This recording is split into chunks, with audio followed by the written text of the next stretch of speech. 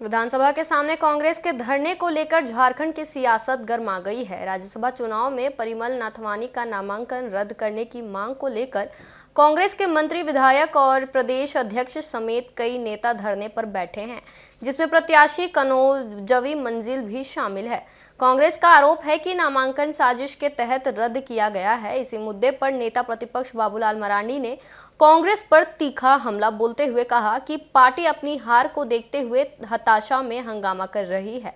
उन्होंने सवाल उठाया कि विधानसभा परिसर में विधायक और मंत्रियों का विरोध समझ में आता है, लेकिन पार्टी कार्यकर्ताओं का गेट पर धरना देना नियमों के खिलाफ और लोकतंत्र की गरिमा को ठेस पहुंचाने वाला है। बीजेपी भी घोषित तो इस कारण से आना पड़ा है ना यहाँ पर, नहीं तो क्यों आते हैं कि भाई आप कह रहे हैं कि हमारे पास 56 की संख्या है। इसका अर्थ तो ये होता है कि आपको अपने विधायकों पर कोई भरोसा नहीं है।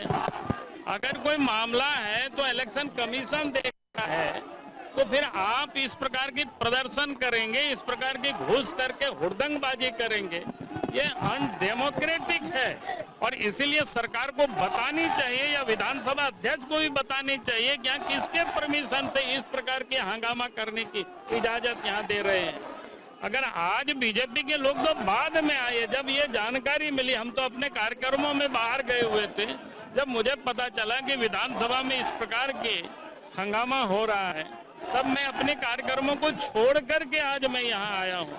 और ये कांग्रेस पार्टी की गुंडागर्दी है, गुंडागर्दी नहीं चलेगी भाई। डेमोक्रेसी में लड़ाई आप डेमोक्रेटिक तरीके से लड़िए।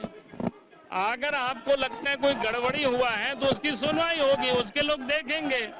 लेकिन आप दबाव बनाने की कोशिश करेंगे, हंगामा करने की कोशिश करेंगे, ये नहीं चलेगा।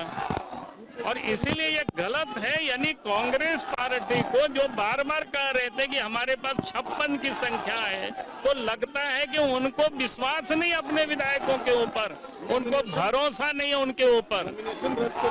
नहीं, बीजेपी भी घोषित तो इस कारण से आना